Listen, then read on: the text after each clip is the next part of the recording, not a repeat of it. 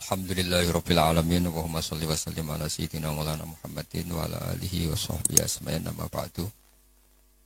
Keluarga besar Mubarak Food sekarang ya. Mubarak Food yang saya hormati, wabil khusus ini ada Haji Hilmi. Azam saking dalam karena beliau ketika minta saya berbesar hati acara itu di rumah saya sebetulnya lewat virtual. Justru karena tawaduk beliau saya mau datang karena saya memang kangen Sunan Kudus juga. Karena lama gak ziarah di sandera tamu-tamu itu. Tapi dari rumah saya azam mau menerangkan tentang Nabi Ibrahim karena ini sudah mendekati Idul Adha atau Idul Kurban. Di antara yang membolehkan ulama kerso atau mau populer atau mau dimaklumatkan atau mau tampil adalah awalun nubuwah itu dimulai dari at-tahaddi. Jadi semua kenabian itu dimulai dari memaklumatkan ke publik bahwa seorang Rasulullah Muhammad SAW juga semua nabi itu harus memaklumatkan diri kalau beliau itu nabi. Nah sebetulnya itu juga seterusnya orang alim, wali, itu juga habib, itu juga harus memaklumatkan diri kalau beliau itu habib. Tentu tidak harus dengan lisan, tidak harus dengan apa, tapi yang penting memaklumatkan. Kenapa itu penting? Kita bikin analogi. Saya bikin analogi dulu. Misalnya Anda punya istri sedang hamil. Anda tahu di situ ada klinik persalinan atau dokter bayi atau dokter untuk menangani orang-orang hamil. Itu Anda ngerti karena apa?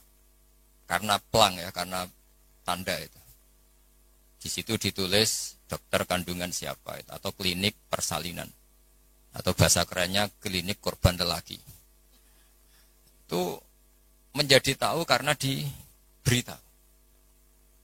Begitu juga kita konsultasi sama dokter psikologi. Kita tahu karena ada tulisan dokter psikologi dan seterusnya. Kemudian kita kuliah juga gitu menjadi tahu kalau itu UGM, UII atau UI juga karena tulisan atau karena maklumat. Nah harusnya memberitahu kalau Anda orang alim atau Anda wali atau apa itu boleh dengan makna yang positif bahwa ini maklumat. Nah kaitannya dengan Nabi Ibrahim alaihissalam, beliau itu pernah munajat. Dan ini awal beliau bergelar Khalilur Rahman, kekasihnya Allah. Beliau itu pernah munajat sama Allah sambil bergumam geremeng lah kira-kira. Tapi geremengnya Nabi ya jadi wiridan itu. Kalau geremengnya sampean jadi laknat. Ini geremengnya Nabi, tapi bergumam. Ya Allah, dunia ini tidak fair. Engkau zat yang begitu penting, paling berpengaruh, yang menciptakan langit bumi, kemudian engkau tidak diketahui. Bayangkan misalnya kalau seorang presiden jalan di kampung terus diundang lek, kan tersinggungnya Masya Allah. Seorang raja Arab Saudi kenalan sama orang, terus orang itu tanya, jenengan daleme pundi, itu kan tersinggung. Aku sing di Arab Saudi buat takoki. Begitu juga seterusnya. Ada Gus besar misalnya di pondoknya, terus orang tanya, jenengan daleme pundi, aku sing di pondok ditakok. Sama Haji Hilmi misalnya ditanya, saya mau ke Kudus cari jenang Mubarak.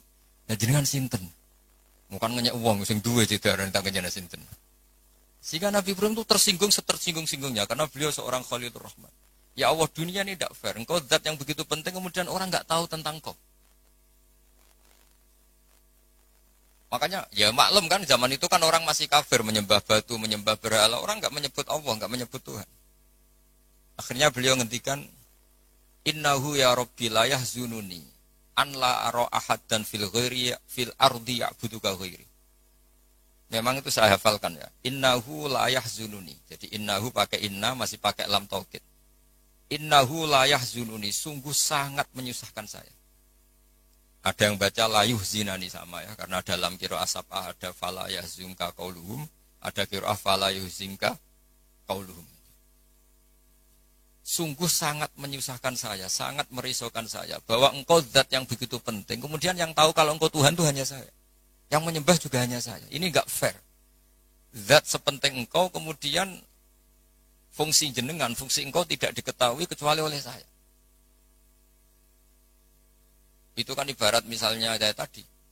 Anda yang punya Alphard saja, terus diarani tukang parkir kan ya tersinggung. Wong sing duwe Alphard kok diarani tukang parkir.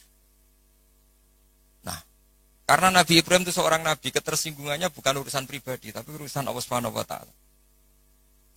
Makanya dalam sebuah riwayat, saya ulang lagi dalam sebuah riwayat, ngendikane Allah teng hadis qudsi, kuntu kanzan makhfiyan fa aradtu an u'rafa fa khalaqtul khalqa liya'rifuni. Kata Allah, saya sebelum menciptakan makhluk pun sudah Tuhan. Andaikan Allah tidak menciptakan langit bumi juga sudah Tuhan. Andaikan Allah tidak menciptakan surga dan neraka juga sudah Tuhan. Karena ketuhanan Allah itu hakikat, bukan karena apa-apa. Memang dia Tuhan. Tapi kata Allah, tapi saya ingin dikenal. Kemudian maka saya ciptakan makhluk supaya mengenal saya. Maka masyhur kalau dalam semua ilmu tafsir, dari semua ilmu tasawuf, wa ma khalaqtul jinna wal insa illa liya'budun, saya tidak menciptakan jin dan manusia kecuali mereka beribadah kepada saya. Itu hampir semua mufassir menerangkan illa liya'budun illa liya'rifuni, supaya mereka ngerti saya. Karena awal menyembah itu dari tahu. Kamu tidak bisa menyembah sesuatu yang kamu sendiri tidak tahu. Makanya guru-guru kita zaman kita ngaji di mana saja itu awwalu wajibin 'alal insani ma'rifatullah, karena untuk bisa nyembah Allah dimulai dari tahu. Maka illa liya'budun illa liya'rifun, supaya mereka kenal saya. Sehingga karena makna ibadah di situ adalah mengenal Allah, mbok wong ibadah ngetuk rino wengi, masih afdal orang alim. Karena orang alim ini orang yang mengenalkan Allah Subhanahu wa ta'ala. Nah, ini terus rentetannya apa dengan kegiatan kita malam ini dan semua kegiatan? Bahwa manusia dengan segala kelebihannya itu tujuannya hanya satu, mengertikan dirinya dan orang lain bahwa Allah itu Tuhan. Dan itu tugas siapa? Tugas para nabi. Sehingga pertama kali Nabi jadi Nabi itu setelah ketemu Malaikat Jibril di Gua Hira. Pertama yang dilakukan apa? Beliau naik ke Gunung Sofa, kemudian memaklumatkan ke keluarganya bahwa saya adalah sekarang seorang Nabi. Karena tidak boleh. Orang harus dikenalkan kalau Allah itu Tuhan. Kalau ada seorang presiden jadi presiden dilantik, beliau harus dimaklumatkan kalau dia presiden. Kalau ada menteri juga harus dimaklumatkan kalau dia menteri, supaya perlakuan orang lain jelas. Bahwa ini saya memperlakukan presiden, saya memperlakukan seorang menteri. Sehingga ini penting saya utarakan, urutan pertama terpenting di dunia adalah memaklumatkan kalau Allah itu sebagai Tuhan. Dan semua Rasul sebagai utusannya Allah. Nah sekarang problem kita adalah, karena kita orang Jawa, ngaku sugih itu rapi, ngaku alim juga rapi. Oke, kita sepakat etika itu dalam banyak hal juga baik. Tapi itu tidak bisa dipegang banget. Karena kalau orang misalnya nyuwun sewu, kaya terus ibu-ibu miskin, nanti untuk BLT. Ya lucu tuh, misalnya Haji Hilmi terus untuk apa? BLT. Ya kan terus lucu. Jadi apa-apa kalau berlebihan itu efeknya naik. Misalnya saya ngaku bodoh, itu oke lah, itu tawaduk bagus. Tapi misalnya aku ngaku bodoh, terus orang mulang tafsir, gak mulang apa, terus tafsir diulang ngomong sing ra jelas. Kayak apa dosanya saya? Saya masih ingat di antara awal-awal saya kenal Pak Quraish Shihab, kata beliau, kita ikut dosa kalau yang mengajar itu tidak ahlinya, karena enggak karu-karuan. Sehingga apa? Dosanya orang alim itu apa? Kitmanul ilmi, menyembunyikan ilmu. Makanya ilmu itu harus dimaklumatkan. Tapi tentu tanpa hadun nafsi, bahwa orang itu enggak perlu ingin populer, enggak perlu. Saya enggak pernah ingin populer. Tapi saya ingin mempopulerkan ulumullah, mempopulerkan ilmu-ilmunya Quran. Jadi di antara sebabnya Nabi Ibrahim jadi Nabi adalah beliau pernah risau sampai punya gelar Khalilur Rahman. Beliau setelah menemukan Allah punya kerisauan, ya Allah sungguh dunia ini tidak fair. Engkau zat yang begitu penting, pencipta langit bumi, zat yang begitu perannya penting, kemudian orang tidak kenal engkau. Coba misalnya pekerja di Mubarak, nggak ngerti kalau Haji Hilmi itu ketuanya, itu kayak apa buruknya. Kamu nggak ngerti kalau presidennya Pak Jokowi, itu kayak apa buruknya. Kamu nggak ngerti kalau bapak kamu itu Karmen, itu kayak apa ngawurnya. Nggak ngerti status orang yang berjasa ke kita itu buruk sekali, apalagi nggak ngerti Allah Subhanahu wa ta'ala itu betapa buruknya. Sehingga Nabi Ibrahim itu risau. Nak sampean kan riso kok ora roh nak aku melarat wong ora gelem sedekah, jadi riso mikir dirinya sendiri. Misalnya seneng cewek kok ora roh cewek iku nak aku seneng dik ning. Jadi itu egois sekali. Nabi Ibrahim itu yang diserisokan adalah Allah zat yang begitu penting kemudian tidak dingerteni oleh mereka. Sehingga beliau mulai bikin cara untuk Allah dingertikan. Nah ini mulai ada masalah karena mulai bersentuhan dengan orang banyak. Beliau pura-pura sakit. Tanya, kenapa kamu sakit? Ini loh sedang berobat. Dia kalau di sini mungkin di perapatan ya atau kalau di sini mungkin simpang 7. Beliau terlentang. Faqala inni sakim, saya ini sakit. Ya minta dong berobat sama perbintangan karena mereka menuhankan perbintangan. Fanadzara nazratan fin nujum. Dia minta, tapi kok saya tidak sembuh-sembuh. Terus akhirnya dia datang ke tempat pemujaan. Setelah datang ke tempat pemujaan, terus beliau ngasih beberapa makanan. Kok enggak kamu makan? Jadi Nabi itu ya lucu. Wong karuan berhala kok ditawarin makan. Terus beliau mangkel karena dianggap berhala ini sombong, ditawari makan kok enggak mau. Itu dipukulin semua, hancur semua, terus kapaknya diletakkan sama yang atas, yang ketuanya, yang paling besar. Jika beliau diadili itu lucu. Ibrahim siapa yang menghancurkan berhala-berhala kecil itu? Paling yang besar. Beliau gak terima disaingin kan. Wah, kalau gak percaya tanya. Fas'aluhum ingkanu yantikun. Kalau gak percaya tanya. Wah, otak kamu ini mulai masalah Ibrahim. Wong karuan berhala kok ditanya.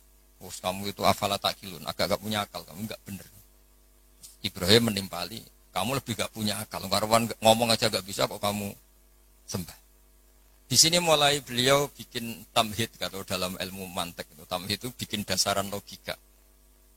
Akhirnya mereka tahu bahwa Ibrahim tujuannya itu buruk, yaitu hanya mencibir kita menyembah berhala. Mereka karena punya kekuasaan, ya sudah Ibrahim dimatikan saja dibakar. Itu sudah jadi logika penguasa kalau kalah argumentasi ya main kekerasan.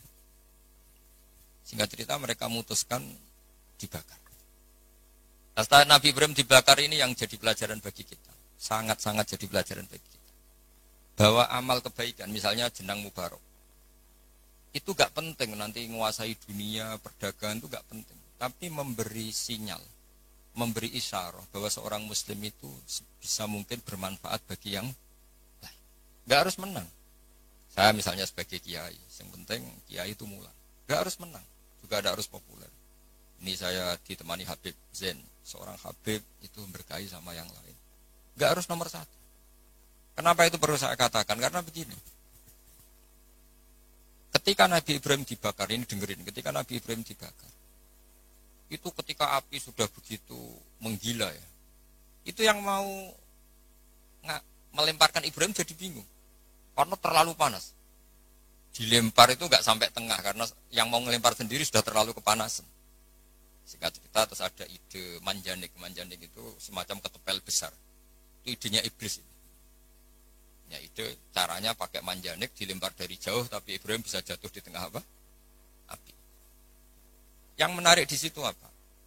Seekor katak itu lalu lalang dari telaga ke situ, hanya bawa air di mulutnya, kemudian disemprotkan.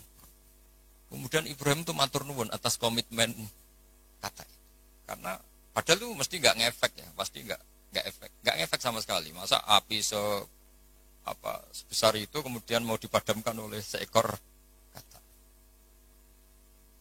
Nah, yang cicak itu datang ikut nyebuli, niupin supaya api tambah besar. Sebenarnya nggak ngefek juga, tapi ku mangkel no. Makanya dalam sejarah beberapa riwayat, Sayyidah Aisyah itu pernah nembaki cecak, ya tentu pakai alat zaman itu. Karena untuk mengimplementasikan bahwa cecak itu hewan yang nggak benar gitu. Karena ikut dengan tanda kutip nyumbang membesarnya api. Padahal ya nggak ngefek juga. Itu kan sama jenengan di jalan ono wong idoni dari jarak 10 meter. Sampean mangkel gak? Mangkel kan meskipun gak kena. Roh raimu malah jus kan mangkel padahal gak kena. Sama, kowe ra duwe dhuwit ana wong senyum tuh seneng padahal ora nyafaati. Butuh dhuwit kok dikai senyum. Jadi semenjak itu ada satu fikih bahwa berkontribusi itu tidak harus menyelesaikan masalah. Tapi setidaknya tidak ada implementasi bahwa itu ekspresi kebencian atau kecintaan. yang kata tadi ekspresi kecintaan sehingga beliau lalu lalang ingin ikut memadamkan apa? Api. Yang cicak tadi kurang ajar karena ikut. Sama, mungkin kita bikin Mubarak Food. Mungkin ya, saya tidak tahu. Mungkin kita tidak akan mengalahkan kekayaan Cina-Cina. Tapi setidaknya umat Islam berlatih wira usaha. Sehingga lahirlah Mubarak Food yang banyak dengan bentuk yang berbeda-beda. Sehingga umat Islam berlatih menjadi aktor, bukan objek. Begitu juga saya ngiyai ngajar tafsir. Orang supaya tahu bahwa pondok-pondok Indonesia bisa menghasilkan orang alim. Begitu juga jenengan, bahwa bisa nikmati gaji pertama. Bahwa orang bisa senang itu tidak harus pakai korupsi, pakai mencuri, tapi senang sejati adalah makan gajinya apa? Sendiri. Apapun kita tidak mewakili dunia, implementasi itu sesuatu yang sangat dihormati oleh Allah. Kayak Allah menghormati amalu difta. Sehingga ketika ada seorang dokter, ya Rasulullah saya ini ada sedikit penyakit yang solusinya obatnya materinya harus apa itu? Kata. Apa saya boleh membunuh kata? Fanaha angkot lianafi melarang membunuh kata. Karena pernah berkontribusi, setidaknya ingin berkontribusi terhadap pemadaman api yang membakar Nabi siapa? Ibrahim. Kowe dibujo, masih didoni ke 3 meter, oleh memangkel. Gak bisa dia ngelak gini. Ora kena Mas. Tidak bisa seperti itu. Sudah. Nah, sehingga saya hari ini tadi saya belajar banyak tentang tafsir, tentang Nabi Ibrahim. Bahwa agama ini kata Rasulullah SAW memang diidentikan ya tentu Nabi Muhammad SAW tetap Sayyidul Awalin wal Akhirin Sayyidul Anbiya. Tapi agama ini diidentikan dengan anit tabi' millata Ibrahim hanifah. Bahwa kamu Muhammad harus mengikuti Nabi Ibrahim. Sehingga ketika kita bersolawat sendiri harus kalimatnya Allahumma sholli ala sayyidina Muhammad wa ala ali sayyidina Muhammad kama shollaita ala sayyidina Ibrahim. Jadi Nabi Ibrahim tetap dianggap master. Bahwa ya Allah engkau bersolawat ke Nabi Muhammad sebagaimana engkau bersolawat ke Nabi Ibrahim. Karena Nabi Ibrahim ini yang bapak tauhid, millata abikum Ibrahim. Ibrahim itu cara bertauhid bukan sekedar adu argumentasi, tapi beliau berpikir jangka panjang. Misalnya sekarang kita bicara apa ini kalau miladnya sudah berapa? 110 tahun. Jadi sebelum kemerdekaan. Nabi Ibrahim ketika mau meninggal cara berpikir sederhana begini, ya Allah, saya menyembah engkau, saya seorang nabi, saya mentasbihkan engkau, saya mentahmidkan engkau, saya mentakbirkan engkau. Tapi saya ini tetap mati. Padahal saya ingin yang mentasbihkan engkau ini abadi. Yang mensolati, yang mengibadah solat abadi, tasbih abadi. Ini gimana ya Allah? Solusinya apa? Ya Allah, saya ini harus punya turunan yang menjaga tradisi ini. Yang menjaga keluhuran ini. Sehingga beliau nangis itu ingin punya anak soleh itu bukan karena beliau nanti kalau nggak anak soleh itu gimana, enggak. Gamane nangisi nasibnya agama ini gimana kalau saya tidak punya anak, tidak punya cucu yang soleh. Barokahnya itu pula nggak ada nabi setelah Ibrahim kecuali ada darahnya Nabi Ibrahim. Ya nggak ada nabi setelah Ibrahim kecuali pasti ada darahnya Nabi Ibrahim. Baik dari ibu Sarah maupun dari ibu siapa? Hajar. Ada yang baca Hajar, ada yang baca Ajar. Ya, karena di beberapa teks memang ada yang ditulis dengan hak. Di Bukhari ada yang ditulis pakai apa? Hamzah. Hajar atau apa? Ajar. Ini penting saya utarakan, penting sekali bahwa kalau Anda orang kaya yang memanfaati orang banyak, kamu ingin kaya lagi, anak kamu ingin kaya lagi, jangan niat biar anak putu kurang melarat. Tapi tradisi memanfaati orang lain biar jalan. Sama, saya juga ingin nanti anak saya alim. Tapi bukan berarti ingin anak saya terus dicucup orang, disalami template, enggak. Ingin menjaga bahwa harus ada orang alim. Nah, kenapa harus anak kandung? Padahal murid bisa. Karena manusia itu didik orang lain itu ya repot. Omah sekolah ra ketompo terus mondok. Kayak ribet ngadepi wong liya. Timbang ning omah nakal dititipno pondok. Ribet. Meskipun kita terima itu sebagai santri, tapi kan komitmennya beda, cara berpikir beda. Makanya didik ini bukan berarti ya tetap beda. Sehingga Nabi Zakaria ketika ditanya, kenapa engkau begitu fanatik minta anak kandung, waladas sulbi itu anak kandung. Kata beliau, wa inni khiftul mawaliya mewaroi. Kalau orang lain mewarisi saya, itu pasti cara berpikir tidak persis-persis sama. Meskipun solehnya mungkin mirip ya, tapi tetap beda. Saya punya pengalaman. Tidak, sampean jangan terus kecil hati, saya ada anak kiai. Kesolehan itu tidak harus jadi kiai. Saya punya pengalaman entah buruk entah baik, terserah cara Anda menafsirkan. Kiai itu kalau betul-betul kiai itu melihat orang sholat itu senengnya Masya Allah. Melihat preman sholat itu seneng. Melihat orang tobat seneng. Padahal ya orang untung-untungnya di mana juga. Gak ada untungnya. Tapi karena dia dididik bahwa sholat ini cagai bumi. Apalagi kalau kiai ini sudah jadi wali. Bahwa Allah tidak menghancurkan bumi ini pertimbangannya karena masih ada yang sholat. Nah, sementara kalau kamu itu otaknya pedagang, roh wong sholat itu banyak kebutuhan sarung. Wah, nak ngono gawe sarung. Berarti tekem Cina kayak tadi. Banyak orang haji terus Cina meroduk apa? Pakaian apa? Ikhram. Banyak orang wiridan terus Cina meroduksi apa? Tasbih. Tapi kalau wali itu tidak begitu cara berpikir. Jadi melihat orang sholat itu, ya Allah itu luar biasa. Terus kepikiran, nyari kalimat apa yang kira-kira dengan sujud itu benar-benar plus tauhid. Akhirnya dicari-cari lah kira-kira kalimatnya Subhana Rabbiyal A'la bihamdi maha suci engkau yang maha luhur. Karena sekali sujud itu dia tidak benar komitmennya, bisa sujud kepada makhluk. Dan itu bahaya, wis sujud, wis batu eneng bumi, jebule kli. Itu beda, perasaannya wali sama itu beda. Kalau kamu pedagang kaya terus wali, itu mesti gini. Saya ingin jadi orang kaya pedagang. Ben wong Islam itu mburoh wong sing sholat. Kayak apa hinanya kita, misalnya sampean apal Quran, iso ngaji maca Fathul Mu'in, terus dimajikan sing ora cewek, tersiksa enggak? Kayak apa tersiksanya? Dua atasan man lam yusolli wa lam yasum. Tapi nak kowe sugih mau diniat paling kan ana santri melarat tuh buruh ning aku salat, aku zakat, aku poso. Jadi solihun tahta yadi solihin wong soleh, buruh ning wong. Itu beda. Sama-sama kepen dadi wong sugih tapi rasanya, dan itu yang dinilai Allah. Saya kenapa ngaji di mana-mana bawa kitab? Setidaknya orang tuh lebih terhormat ngaji Mbak Nawawi, kitabnya jelas. Sanad saya jelas, saya ngaji Mbah Mun, ngaji bapak saya, ngaji keluarga Kudus, keluarga Kajen. Istifadah, saya jangan ngaji betul memang sama Mbah Mun. Ya, kalau istifadah ya dari berbagai kiai. Orang tuh terhormat. Jajal misalnya aku ngaji sampean ngaji ning Kudus, nggo primbon. Itu Haji Hilmi kan tersinggung, sebab piye disowan terus cerita komik. Wong kan gak mutu kan. Yo sini-sini wong Kudus kan wah, banyak wong Kudus kan. Tapi kalau kita pakai sanad yang baik, pakai kitab yang baik, kan yo ngregani sing diaturi. Sehingga kenapa Nabi itu mesti min ansabi qaumi? Enggak ada nabi kecuali dari nasab terbaik. Enggak ada nabi kalah ganteng. Semua nabi pasti yang terganteng di kaumnya. Ya terbaik nasabnya di kaumnya karena Allah itu kepengen ngregani masyarakat. Misalnya ke nabi terus keriting, pesek, yo ribet. Senajan to soleh. Maka enggak ada nabi illa min ansabi qaumi kecuali dari nasab terbaik. Jadi kadang-kadang orang salah paham, wah ini nasab enggak penting, ya penting sekali. Justru dengan nasab ini masyarakat terhormat.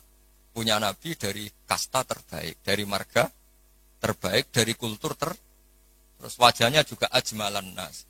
Makanya wa kana Rasulullah sallallahu alaihi wasallam ahsanan nasi khalqau wa khuluq. Nabi itu pasti yang paling ganteng. Enggak boleh nabi pesek itu aja enggak boleh. Apalagi yang lain apa enggak boleh. Tapi tidak usah disebut ya di fitnah. Pokoknya enggak boleh nabi. Kalau cucunya kalau yang ganteng. Jadi Nabi itu begitu. Saya dulu ya mikir kenapa sih Nabi harus paling ganteng, paling bernasab.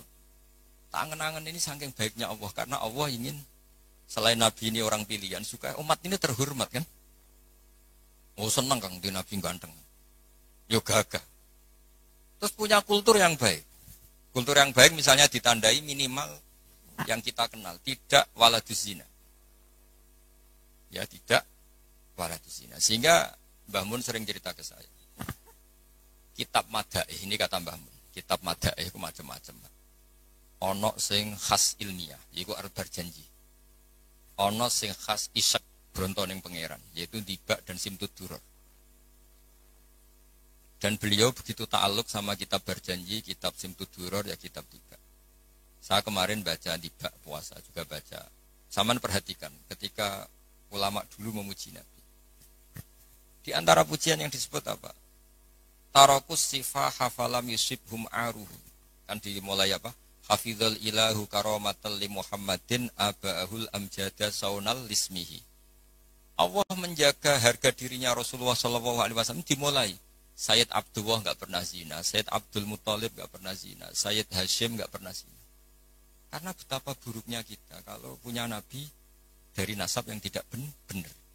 Maka pujian pertama yang dilantunkan apa? Tarokus sifaha. Mereka meninggalkan perzinahan.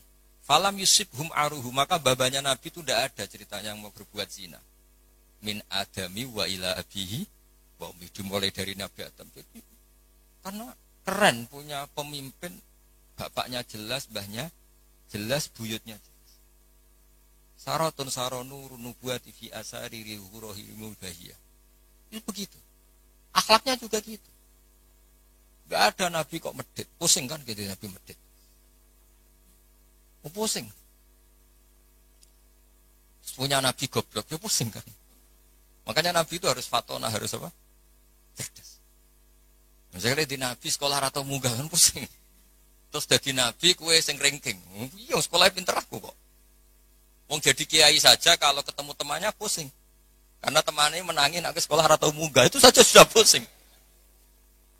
Makanya jangan pernah jadi kiai ketika kiai kamu masih hidup itu menangi goblokmu itu. Wah itu masalah itu kan. Ngomong kok konco kiai ketemu konco pengapesan. Kok iso ngorek muin. Wong dhisik maca jurumi ae sering ditek itu ada masalah kan. Makanya terus akhirnya dukun berkode apa ngiyai masalah jalan pintas. Dukun. Ini saya cerita. Sehingga Nabi itu mesti dari gen terbaik. Hafizul ilahu karomatan li Muhammadin aba'ul amjada saunalismi. Allah menjaga harga diri Nabi itu tidak mulai Nabi Muhammad. Itu dimulai dari Nabi Adam. Begitu juga menyangkut ibunya. Terus begitu. Jadi gak ada penjagaan sesempurna kayak Allah menjaga kekasihnya Rasulullah Shallallahu Alaihi Wasallam. Tapi sekarang itu memang zaman fitnah ya macam-macam. Orang baca tiba dikatakan bid'ah. Saya bilang, andaikan tiba kamu baca pakai bahasa Indonesia, itu saya yakin tidak ada yang bilang bid'ah. Karena itu buku sejarah. Berhubung mbok waca ndrememel koyok mantra. Lha iku sing mari akhire darani bid'ah. Coba kalau kamu baca bahasa Indonesia di depan orang yang biasa darani itu bid'ah. Nah, kamu baca aja. Baca. Baca yang apa? Di sini biasanya tiba apa berjanji. Pasim tuturor apa saja saya hafal insyaallah. Enggak yang terkenal saja. Berjanji apa? Apa? Al berjanji misalnya dimulai dari apa? Yang mulai wabaktu ya. Wabaktu faqul huwa Muhammad bin Abdullah bin Abdul Muthalib. Itu kan kalau ditulis bahasa Indonesia ya, ketahuilah bahwa Muhammad putranya Sayyid Abdullah. Muhammad bin Abdullah bin Abdul Muthalib. Abdullah itu punya bapak namanya Abdul Muthalib. Wasmuhu Syaibatul Hamdi. Sayyid Abdul Muthalib itu nama lainnya adalah Syaibah. Kila itu ketika beliau lahir sudah beruban. Syaibatul Hamdi, orang beruban yang sering baca tahmid, baca Alhamdulillah. Sehingga dulu Ka'bah itu kalau menuju ke Ka'bah ada namanya Babu Bani Syaibah. Kalau kamu ngaji fikih kesunatan masuk apa? Masjid Haram dari Babu Bani Syaibah itu nama lain dari Sayyid Abdul Muthalib. Wasmu Syaibatul Hamdi. Kenapa dikatakan Alhamdi? Humidat hisaluhus saniyah. Beliau punya perilaku-perilaku yang sangat terpuji. Di antara yang paling masyhur adalah ketika penduduk Mekah kesulitan nyari air, beliau munajat terus sama Allah sampai mimpi dingertikan lagi oleh Allah tempat Zam-Zam. Apa tempat Zam-Zam. Akhirnya beliau ngeduk lagi. Makanya Zam-Zam itu dinisbatkan ke Abdul Muthalib. Padahal Zam-Zam tentu mulai Nabi Ismail. Paham ya? Tapi di bab tertentu dinisbatkan Abdul Muthalib. Makanya masyhur wa yundabul mausulu billadhi istahar kabi'ri Zam-Zamin yali waman hafar. Jadi Abdul Muthalib itu punya gelar waman hafaro bi'ro Zam-Zama. Wahai orang yang menggali lagi sumur apa?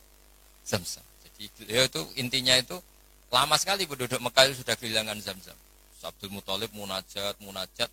Akhirnya karena beliau min dzurriyyati Ibrahim dingertikan Zamzam. Makanya kata Alfiyah apa? Wa yundabul mausulu billadhi istahar kabi'ri zamzamin yali waman hafar.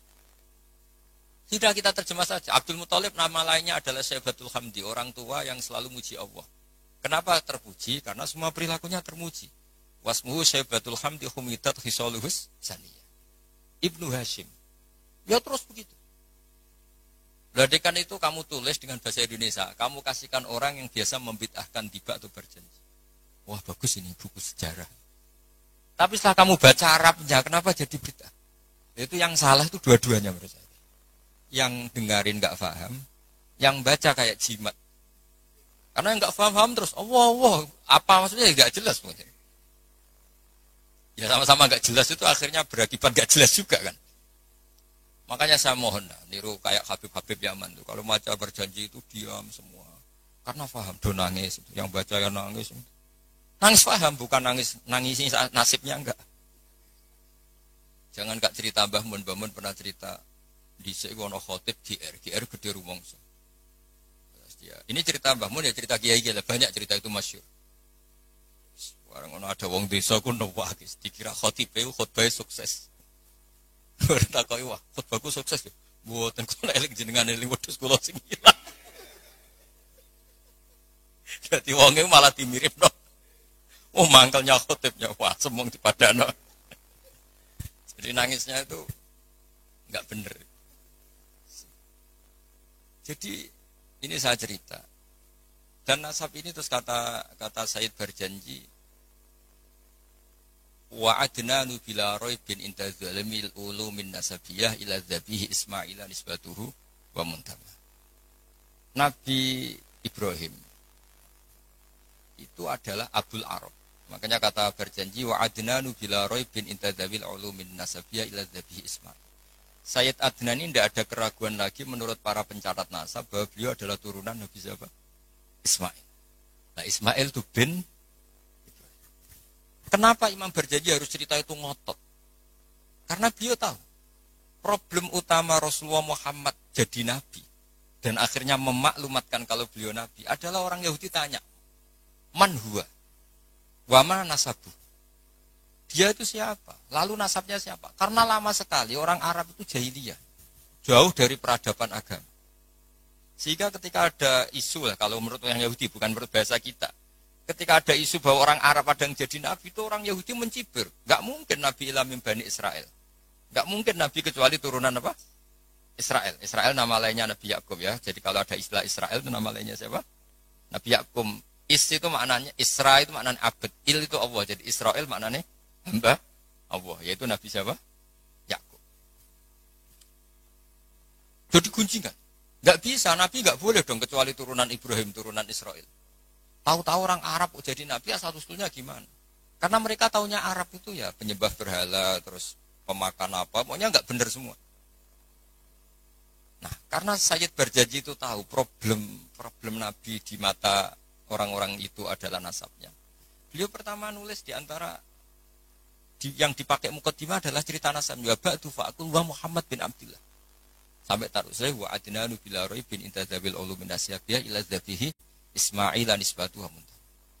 Nah, kenapa harus yakin itu? Ketika orang Yahudi debat sama sahabat, apa buktinya kalau Muhammad Nabi? Syarat utama Nabi harus turunannya Nabi, harus orang baik. Akhirnya Allah membela kekasihnya fihi ayatum bayyinatum maqamu Ibrahim. Bukti kalau Ibrahim pernah singgah di Mekah adalah di situ ada batu yang ada jejak kaki Nabi Ibrahim. Nah, kalau Nabi Ibrahim pernah lama di Mekah sampai bangun Ka'bah, berarti beliau juga meninggalkan turunan di Mekah, yaitu ini askantu min dzurriyyati biwatin ghairi dzar'in inda baitikal muharram. Jadi ada bukti Ibrahim hidup di Mekah, yaitu pernah menjejakkan kaki di makam apa? Ibrahim. Makam Ibrahim bukan kuburan tapi apa? Tempat berpijaknya Nabi siapa? Ibrahim. Terus beliau memaklumatkan bahwa ini askantu min dzurriyyati biwatin ghairi. Jadi ini askantu itu kalimat yang luar biasa. Misalnya pertanyaan gini, oke Ibrahim pernah ke Mekah, apa buktinya kalau anak turunnya ditinggal di Mekah? Kayak saya misalnya pernah di Palestina, atau saya pernah di Kudus. Buktinya mana kalau anak turun saya akhirnya hidup di Kudus?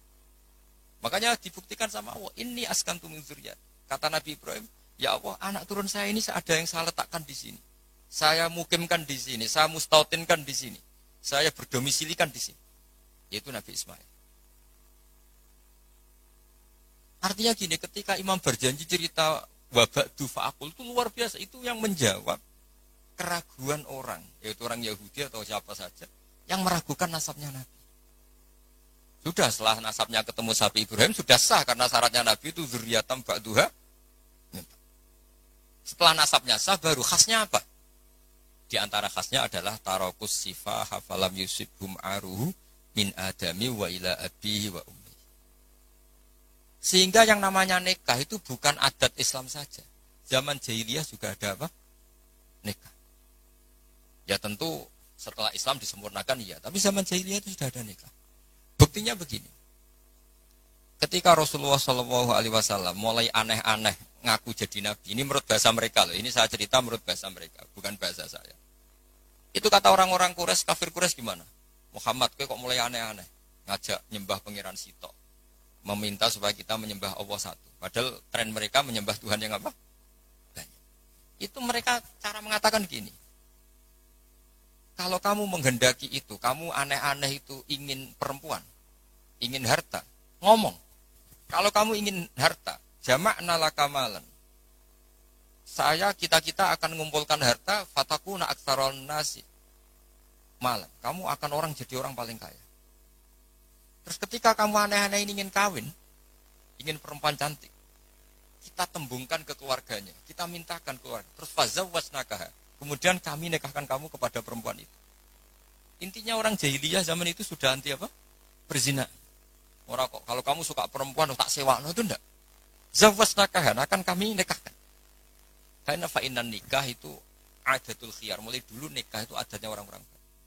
Makanya kamu jangan protes tarakus sifaha falam sibaruhu itu. Sebelum ada Islam itu sudah ada haji, ada nikah, ada beberapa aturan sudah benar. Bahkan ketika Rasulullah jadi nabi, nikah zaman jahiliyah diabadikan apa enggak?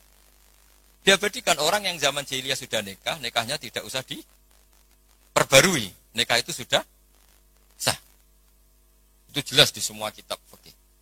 Kecuali nikah yang mengandung kesalahan permanen dalam Islam. Misalnya orang nikahi buliknya, orang nikahi ponaannya. Asal yang dinikahi normal itu sah selamanya. Tapi ternyata enggak terjadi orang nikahi buliknya atau nikahi ponaannya. Karena tadi masih ada sisa-sisa syariat Khalilillah Ibrahim. Masih ada sisa-sisa syariatnya Nabi siapa? Ibrahim. Jadi ini penting saya utarakan supaya kita dapat barokahnya Nabi Ibrahim alaihis salam. Karena ini mau mendekati Idul Adha. Jadi Ibrahim itu orang yang cara berpikir jauh. Jadi saya mohon sama Pak Khidmi semualah, orang kaya maupun orang miskin, setengah kaya setengah miskin. Kalau punya pilihan itu niatnya yang banyak. Ya tadi misalnya kita ingin jadi orang kaya, punya pekerja banyak. Niati biar orang soleh ini tahtayadi solihin. Orang soleh juga nyuwun sewu kalau bisa yang buruh sama orang soleh. Kan lebih punya izzatun nafsi, lebih punya apa harga. Meskipun ya tidak harus. Artinya tidak harus itu ya. Saya bukan berarti mengaramkan orang Islam kerja di non Muslim ya. Enggak. Ini kan cerita niat, bukan cerita satu apa sentimen agama. Enggak. Kita nasionalis religius lah cara bahasa sekarang goalnya itu enggak masalah. Tapi ini kan cerita. Ketika saya ini meskipun sekecelok alim itu masih belajar sampai sekarang. Setidaknya lebih menghormati lah. Kalau kita ngaji ya belajar. Meskipun ya tetap mungkin salah namanya manusia, tapi lebih menghormati. Kalau kamu jadi dokter ya masih belajar. Sehingga orang wong ngeluh mbok obati penisilin. Kalau sudah tidak belajar pasti gitu kan. Ilmunya sudah tidak update sementara penyakitnya update. Itu kan kayak banyak orang kuno itu. Ilmu kuno digonyolusene cah saiki kan bingung. Dan Nabi Ibrahim sudah bervisi jangka panjang. Jadi ketika beliau tahu kalau pasti meninggal, beliau berdoa, Rabbana wab'ats fihim rasulam minhum yatlu 'alaihim ayatika. Ya Allah, saya ini pasti meninggal, maka zuriyah saya harus jadi rasul. Di mana rasul itu tugas utamanya apa? Yatlu 'alaihim ayatika. Saya hanya punya kepentingan ada yang selalu memaklumatkan bahwa engkau itu Tuhan. Bahwa cara menyembah engkau orang juga benar karena anut guru. Jadi kekhawatiran beliau itu enggak ada rasul yang yatlu 'alaihim ayatika yang membacakan ayat-ayatmu. Betapa bahayanya kalau kita ini terus kemudian tidak ada ulama, tidak ada kiai. Mungkin kita sudah menuhankan uang, menuhankan jabatan. Tapi barokahnya banyak ulama, banyak kiai, kita hanya menuhankan Allah Subhanahu wa taala. Ono corona ya tenang, ono apa ya tenang. Mati ya mati aja biasa. Coba kita zaman dijajah Belanda, kayak apa susahnya kita.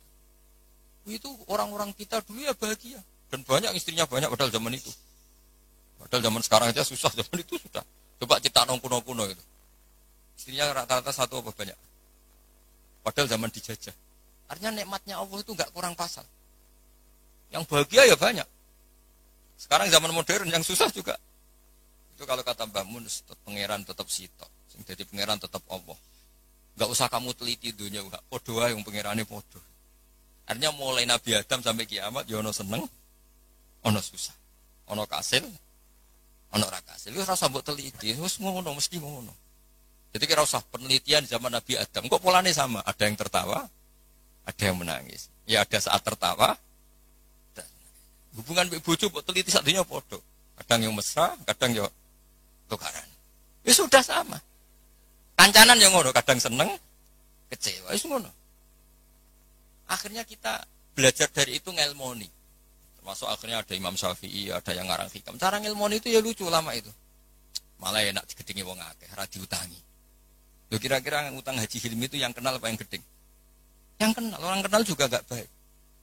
Makanya kata Imam Syafi'i ditanya, orang sehebat jenengan ternyata yang benci banyak. Imam Syafi'i jawabnya enak. Waman asa'a ilaika faqad atlaqaka. Sebenarnya orang benci kamu itu positif.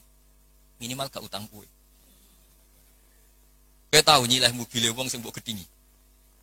Tapi nak kowe akrab mek Haji Hilmi bahaya iso nyileh Alphate, nyileh macam-macam.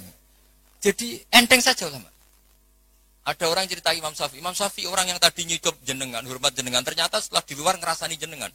Itu gaya-gayaan tok hormat jenengan, setelah di luar ngerasani jenengan. Imam Syafi'i muni alhamdulillah. Berarti aku wibawa ning arep kurawani. Jadi dianggap enteng saja.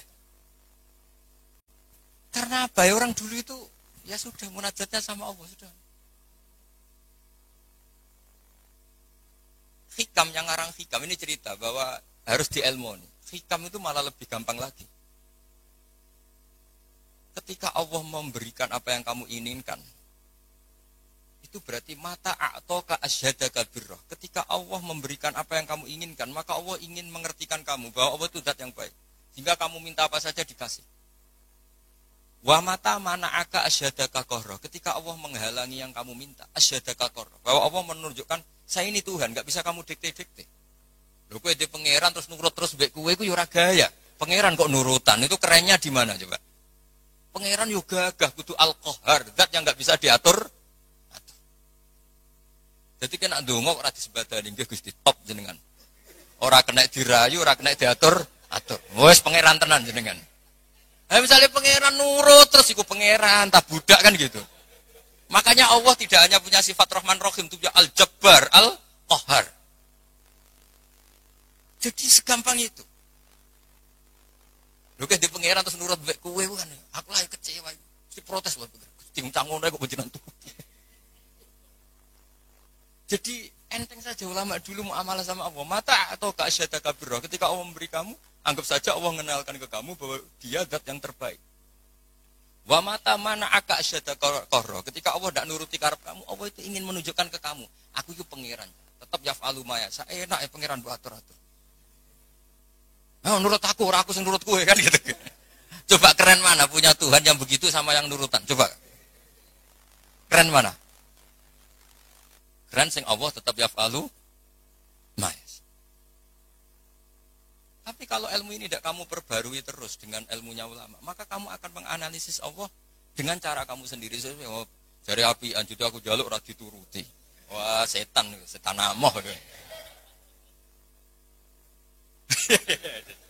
Jadi ulama dulu itu asik gitu. Coba saya itu termasuk kiai muda yang enggak mati bukan karena saya apa. Rasulullah tuh kalau ngajari melihat kehidupan kematian tuh rileks. Ya Allah, kalau saya hidup, ini ngajari ke kita ya. Anggap saja ini peluang untuk menambah kebaikan. Kalau saya mati, anggap saja itu akhir dari segala keburukan. Makanya saya itu tidak pati takut mati. Coba hidup kita ke depan. Meskipun na'udzubillah min dzalik, potensi zina, potensi korupsi. Yang sudah korupsi, potensi korupsi lagi. Yang sudah kadung zina, potensi zina lagi. Yang bisa ngakhiri itu apa coba? Mati. Jadi kalau melihat gitu mati, kalau kamu mau mati, matur nuwun Gusti. Mumpun niki terakhir kula mun mboten saged elek malih. Matur nuwun, matur nuwun. Loh, enggak ini cerita.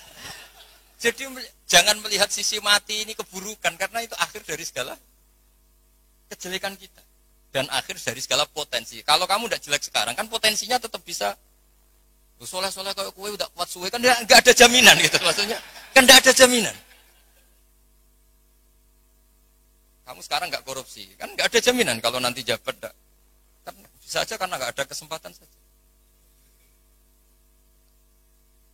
Jadi segampang itu. Sehingga kita ini akhirnya melihat mati itu biasa. Biasa bukan ya karena surip ya apik mati ya habis. Inna sholati wa nusuki wa mahyaya wa mamati lillahi rabbil. Makanya Bapak dulu saya ini kan termasuk wis kiai itu. Sebenarnya problem saya ya sudah berat ya, kalau nuruti umat macam-macam. Tapi ya, saya masih eling dhewe Bapak. Dunia ora melok duwe hak mbok pikir lha opo santai wae. Dunia ora melok duwe kok mbok pikir. Itu kali ngene, aku mikir jenang mubaroke Pak Kilmi kan ora melok duwe kok tak pikir. Ya penting mikir sing duwe kan gitu. Ya sama gitu, wong duwe ora melok duwe kok mbok pikir. Ya penting pikir sing duwe kan. Cara kasarane kan. Makanya hikam ngendikan da'it tadbir fama qoma bi ghairuk la tuqim bi nafsak. Wis ora usah mikir nemen-nemen. Dunya iku ana sing duwe. Ora usah ke melok-melok, ora melok duwe kok geger. Maksudnya ora usah mikir wis melok pangeran wis. Wong alim ya mulang wis. Wong sugih bagi karyawan. Habib itu enggak ana umat. Wong melarat ya itu enggak ana sing sugih sedekah. Sudah gitu aja ora usah mikir. Wong nak sedekah rak duit kuntek, berarti mikir. Kok sing melarat aku tuh nggak sugih kenaan deh, tak tuh nggak tuh anak aku ora iso sugih wah ya, ya rusak nak dunia dan temen ya rusak. Ya jadi ini saya cerita ilmu, segampang itu lama melihat. Makanya saya pernah baca dalam satu kitab itu lucu. Ada orang berteman akrab. Ketika kaya temannya banyak, ketika miskin temannya nggak pada menjenguk. Padahal dia sudah jadi buruh, buruh manol, buruh gebet. Ada seorang Habib alim. Ketika orang ini ngeluh, teman-teman saya itu yang dulu jenguk sekarang nggak ada yang jenguk karena saya sekarang miskin. Dulu teman saya akhirnya Habib yang alim ini ngendikan malah enak toh, nak kancam rene malah kon isin rene pas kue manol, pas kue gawe boto diamui malah isin aduk dora rene. Jadi pas kue melarat rado sing delok lan kon nak sugih konangan neh lah. Akhirnya alhamdulillah yo jebule. Selama ini kan kita ngeluh, pepe melarat terus konco ora dolan, malah tok ora dolan. Pas dolan rono kowe dikongkon wong dibentak-bentak, malu enggak? Milih didolani apa ndak? Mboten lah ya sekarang. Jadi kalau lama itu bikin solusi segampang itu. Mun nggih wassalamualaikum warahmatullahi wabarakatuh. Iki kersane disukani Habib Z. Al-Fatihah. Bismillahirrahmanirrahim. Maliki yaumiddin ya na'budu wa iyyaka نستعين بسم الله الرحمن الرحيم الحمد لله رب العالمين اللهم صل على سيدنا محمد مفتاح باب رحمة الله مفتاح باب رحمة الله مفتاح باب رحمة الله عدد ما في علمنا صلاة وسلاما دائما بمن لك الله وعلى اله وصحبه وبارك وسلم اللهم اكرمنا في الحمد لله خير جميع الحاجات يا الله جميع الحاجات يا الله جميع الحاجات يا الله انك على كل شيء قدير اللهم يا بركة في الامور بركة في الصحة بركة في الرزق يا الله يا ارحم الراحمين اللهم سلمنا من عافية الدنيا والآخرة وفتنك على كل شيء قدير اللهم صل على سيدنا محمد صلاة توفر بها الذنوب وتصلح بها القلوب وتندلك بها الأسوء وتلين بها الصعوب على آله وصحبه من إله منسوب اللهم إنك عفو كريم تحب العفو فاعف عنا يا كريم